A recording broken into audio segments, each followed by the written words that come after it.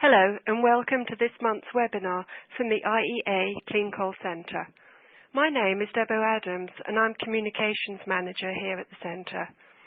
Our webinars are based on our technical reports which are available from our website www.iea-coal.org. Residents of member countries and employees of sponsoring organisations can download our reports at no charge after a one-off registration. Please visit our website for details.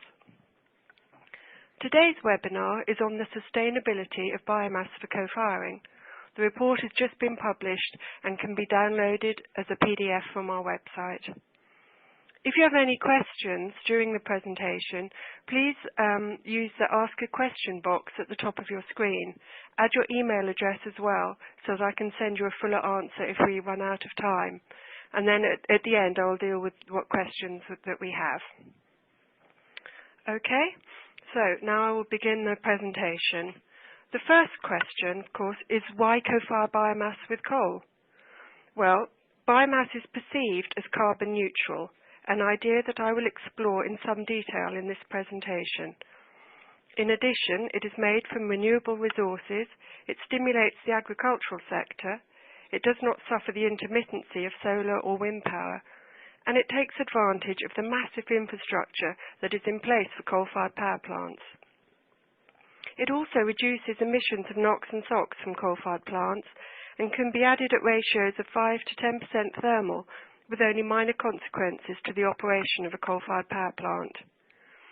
However, there are a number of questions about the sustainability of biomass production for co-firing, which I will explain in the rest of my presentation. There are three main types of biomass, as listed on the slide here. The first is primary residues, which includes biomass produced as a result of forestry practices, such as thinnings and logging residues, as well as straw from farming. These primary residues supply nearly all the biomass that is used in co-firing.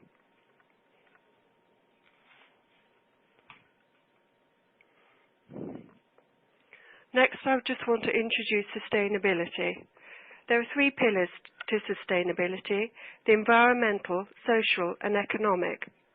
The environmental issues of growing biomass include its impact on biodiversity, the use of pesticides and fertilizers, the water requirement, land use change, and impacts on greenhouse gas emissions. The focus of this study is on the greenhouse gas impact of biomass for co-firing. The social and economic aspects of sustainability have not been included. We've looked now at types of biomass and sustainability. Now I want to consider the amount of biomass used.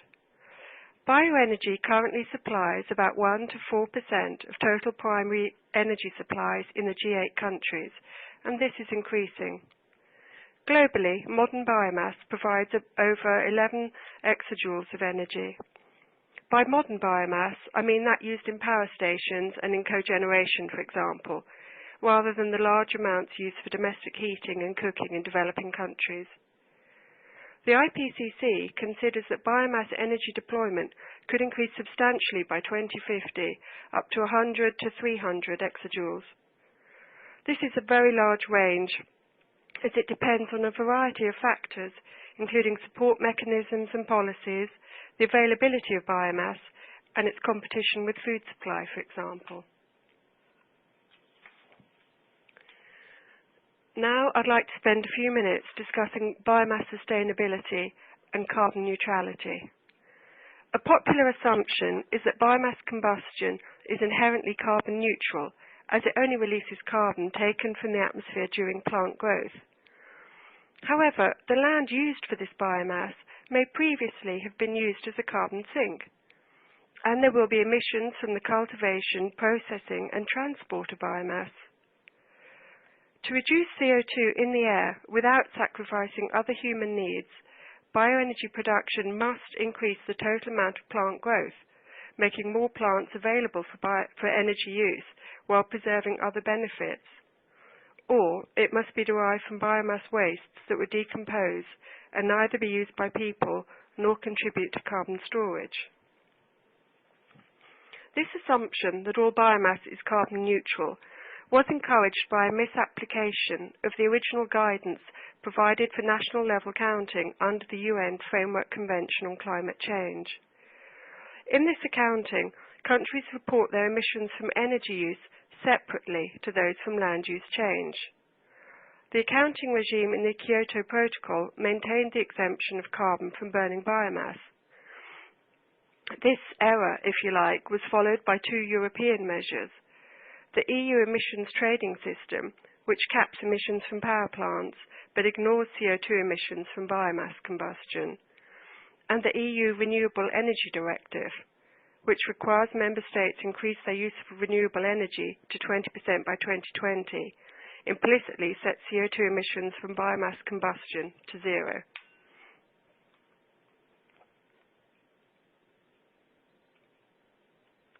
So, how do we assess the greenhouse gas impact of biomass production and use? The answer is life cycle assessment, which includes all processes from cradle to grave along the supply chain of the product. In using LCA to determine the climate change mitigation benefits of bioenergy, the life cycle emissions of the bioenergy system are compared with the emissions for a reference energy system. The selection of the reference energy system, then, can strongly affect the outcome. So it's important to choose a reference system that is realistically likely to be displaced by the bioenergy one. Then, comparing the two systems requires some metric for the comparison. In LCA terminology, this is called the functional unit. There are four types of functional unit, but the one used most often is the unit of output, such as unit of power produced. Then the system boundary should include all processes along the value chain that have significant greenhouse gas emissions. Bioenergy systems generally ensure greenhouse gas emission savings when compared to conventional fossil reference ones. For example, net greenhouse gas emissions from generation of a unit of electricity from biomass are usually only 5 to 10% of those from fossil fuel-based electricity generation. The ratio will be more favourable, that is lower, if biomass is produced with a low energy input, converted efficiently, ideally in cogeneration, and if the fossil fuel reference use is inefficient. However, the inclusion in the greenhouse gas balance of indirect effects is important, given their potential large influence on final results. Another issue is the allocation of greenhouse gases between co-products, which is illustrated here by the chickens. For example, not much of the carbon and energy that goes into rearing chickens for meat and eggs can be allocated to the waste product that is then combusted for electricity. This slide lists some of the factors included in life cycle analysis, some of which I will discuss in more detail. They include the greenhouse gas emissions, the energy balance of the system, the choice of biomass feedstock, land use change, non-carbon dioxide greenhouse gas emissions from soils, the soil organic carbon sink, and the timing of the emissions and removals.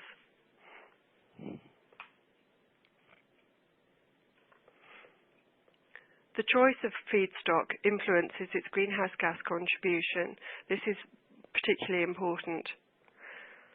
As the slide shows, in general, the use of industrial and domestic residues for bioenergy has the lowest greenhouse gas emissions, and energy crops grown specifically for bioenergy have the highest emissions. These are usually, though, go for liquid biofuels. Bioenergy systems based on infield crop and forestry residues generally have intermediate emissions.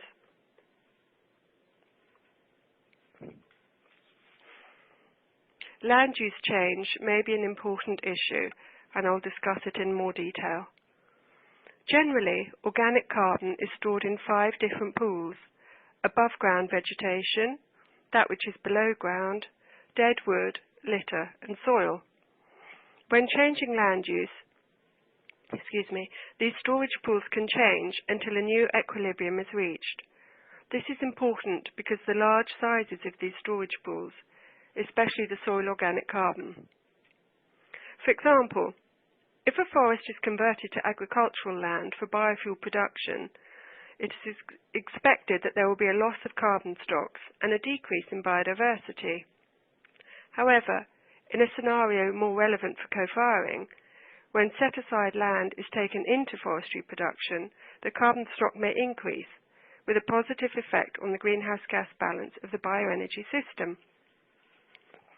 The changes of carbon in soil and other pools are site-specific and highly dependent on agricultural practices, climate, and soil characteristics.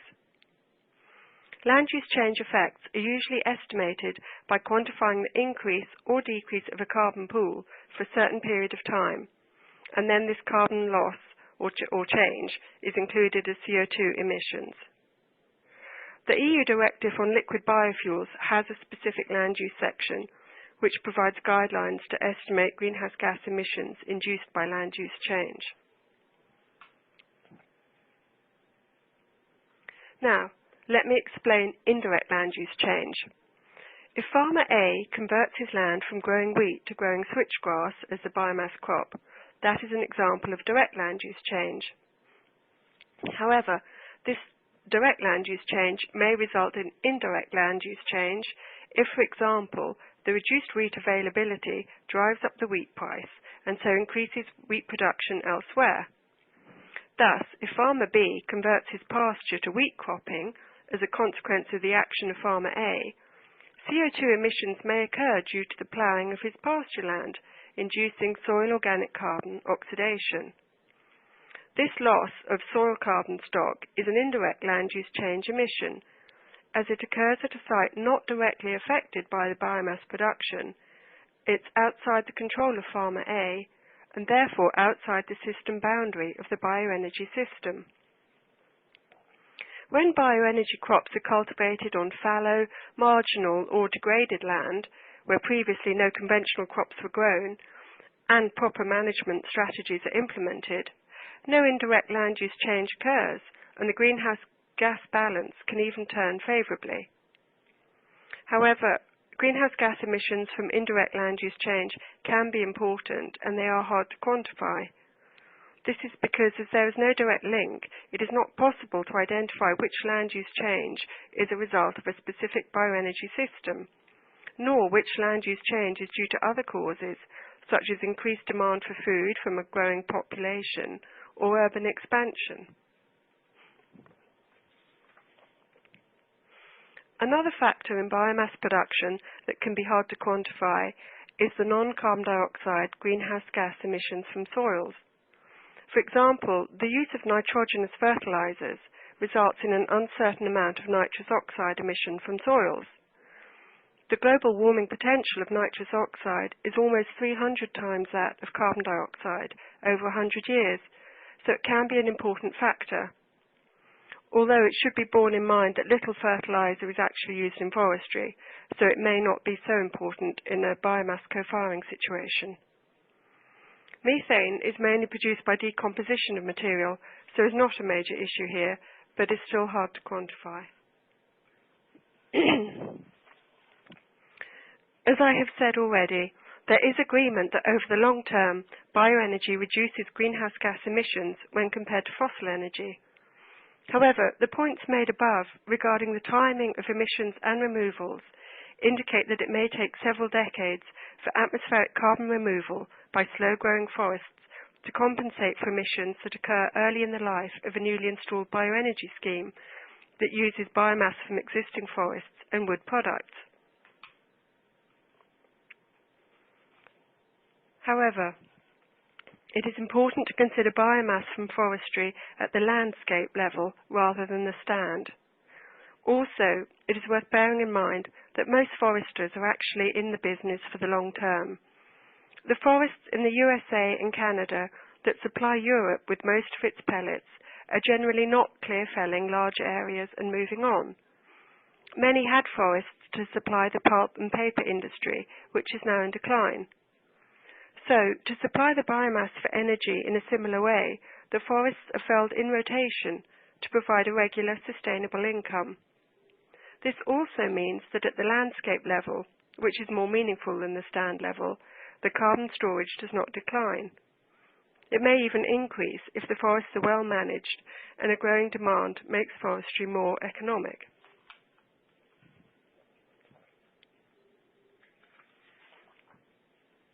One more slightly different issue to consider with biomass is it the best use of the land? Bioenergy production can be preferred if biomass from high-yielding plantations is produced and converted efficiently, if it displaces greenhouse gas-intensive and low-efficiency fossil energy, and if a long-term view is taken.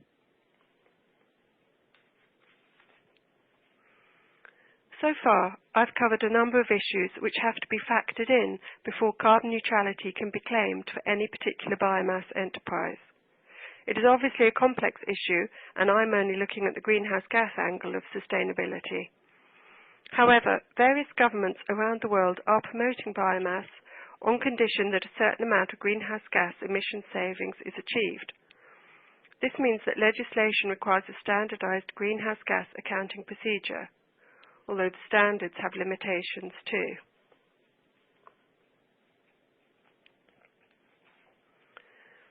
Widespread certification of biomass will be needed to ensure its sustainability. The basic concepts of certification are to verify sustainable production through a third-party audit of systems. The process of certifying parts of the bioenergy supply chain can encourage the development of sustainability.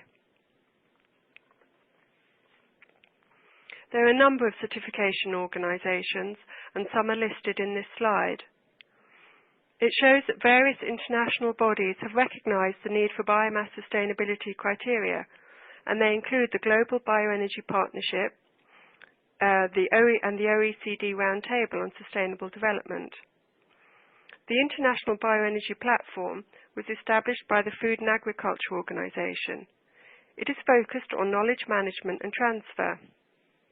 It provides expertise and advice for governments and private operators to formulate bioenergy policies and strategies. The FAO Forestry Department has worked on biomass certification in cooperation with various IEA bioenergy tasks, particularly 31, and Task 40, which has the priorities of developing sustainability criteria, standardization, and terminology for biomass trade. Standardization organizations such as the European Committee, CEN, and ISO are also involved. ISO has developed a standard specifically designed for the sustainability of bioenergy. Within Europe, CEN has established a technical committee to promote standardization in the field of sustainably produced biomass.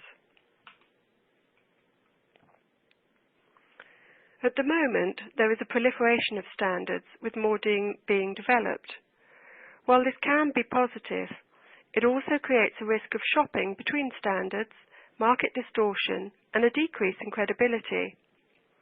It could be argued that further coherence in biomass certification systems, possibly through the promotion of international agreements and standardization, is therefore needed.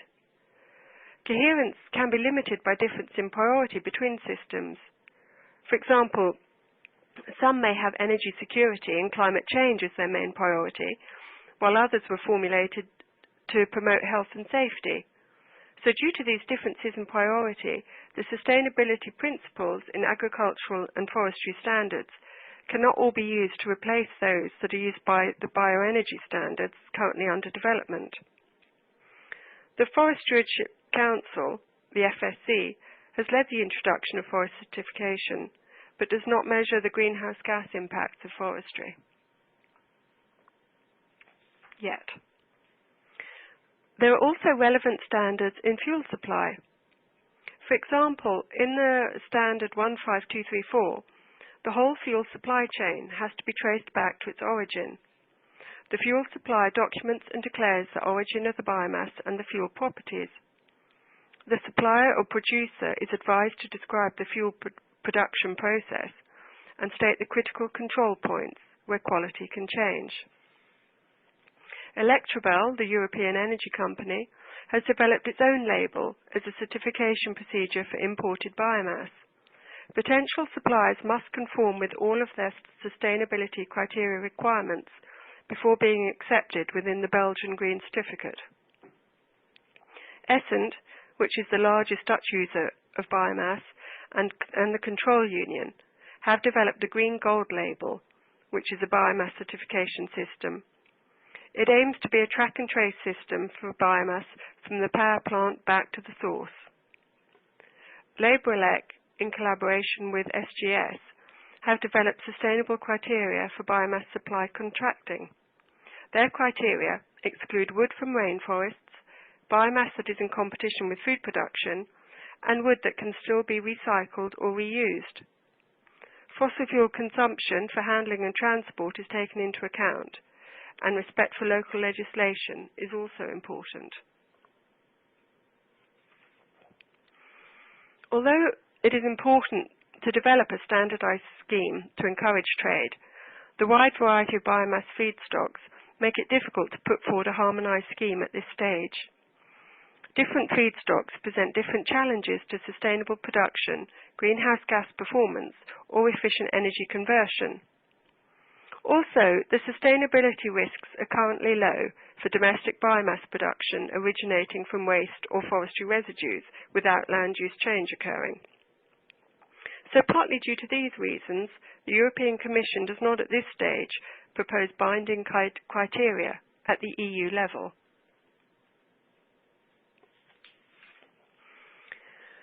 So currently, there is an absence of EU regulation regarding biomass sustainability.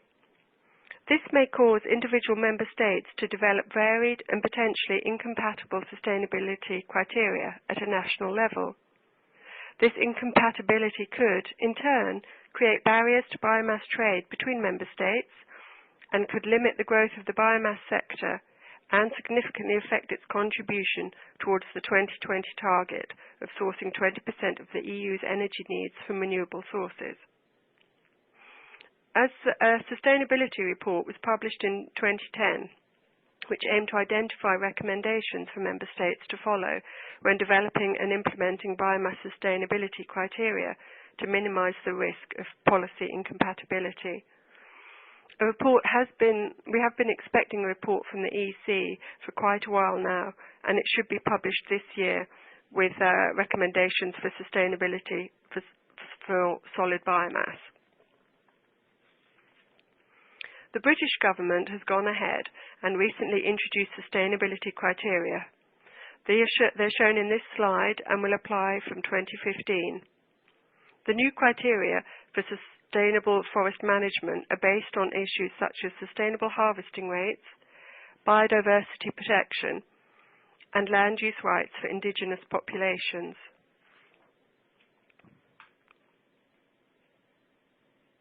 This slide has more detail on the UK sustainability criteria. Biomass is expected to make a significant contribution to delivering the UK's 2020 renewable energy target. Currently, around 38% of UK renewable electricity comes from bioenergy, and this is likely to increase as the conversion of half of Drax's 6 units from coal to biomass proceeds. So, in summary, carbon neutrality of biomass for co-firing cannot be assumed, although it has been in various official international agreements.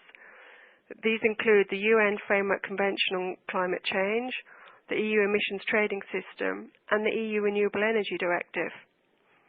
In addition, although many organisations are developing sustainability standards for biomass, at the moment there is a lack of agreed standards and criteria.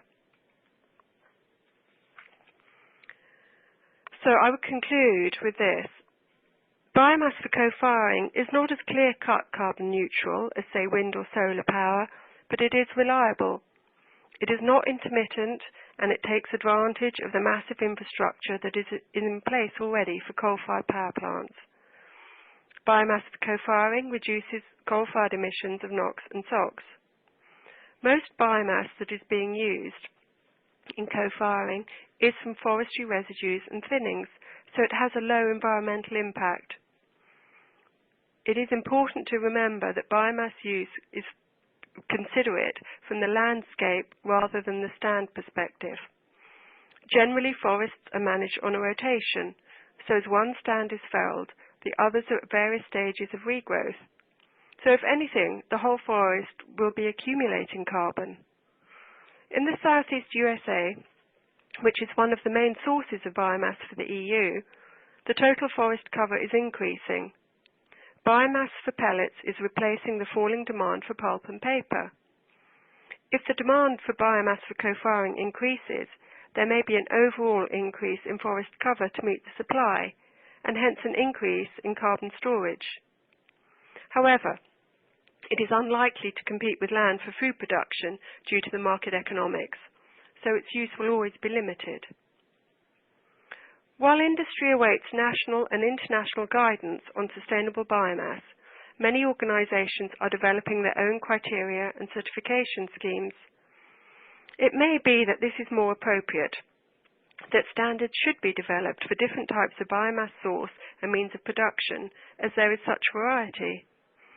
It may mean that strong standards with more credibility emerge and become more widely recognised. Such a process may take no longer than the emergence of an international agreement that may be unwieldy and not appropriate for every situation. So I consider that biomass for co-firing can be sustainable and can be carbon neutral, but there are many factors that must be considered, measured and certified before it can be declared so. Thank you for listening. I'll now be happy to answer your questions. If you do not have time to submit them via the webinar, I'll be happy to respond by email. My email address is on the last slide here. May I remind you that my report is available to download now at our website, at no charge to residents of member countries and employees of sponsor organisations. Finally, if you are interested in co-firing biomass with coal, you may like to know that the call for papers for our 4th workshop on the subject is open until the end of April. The workshop is in Pennsylvania on the 4th to 6th of November this year. The website for the workshop is listed at the bottom of this slide. Visit this website for details and submit an abstract. Thank you. I'm now going to look at the questions. Okay, here's a question. Could indirect land use change causing increasing climate change gases be justified if the other pillars of sustainability are improved? That is the social and economic. Right. That is a little bit, it's a very interesting question. It's a little bit beyond my remit. You'd have to weigh up all the issues and prioritise them. Yeah, depends what your priorities are, I guess. The broader question is, are there circumstances where something be considered sustainable if it isn't carbon neutral? Well, yes, absolutely.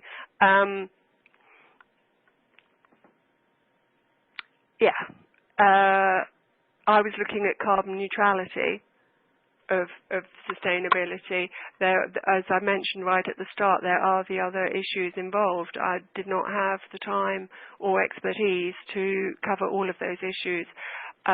If you download my report, you will see that it is about the greenhouse gas aspect. There's another question come in on how do I view the revision of the Greenhouse Gas Protocol Guidelines and ISO 14064 with respect to biomass displacing coal.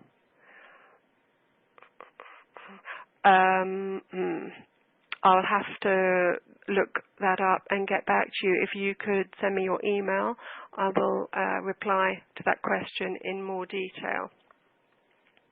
I've had another question on what do I see as the future for co-firing biomass. I think this depends on the support measures that are in place, particularly in Europe. At the moment, Europe is one of the main centres for co-firing. I don't think co-firing will ever have a massive role because of the land constraints, land competition constraints, and the sustainability requirements. But I think in some places it will be appropriate and it will reduce emissions from coal-fired power plants that are co-firing. Okay, that seems to be all the questions for now. So I'll just close by telling you that my PowerPoint will be available to download from the webinar page of our website later on today.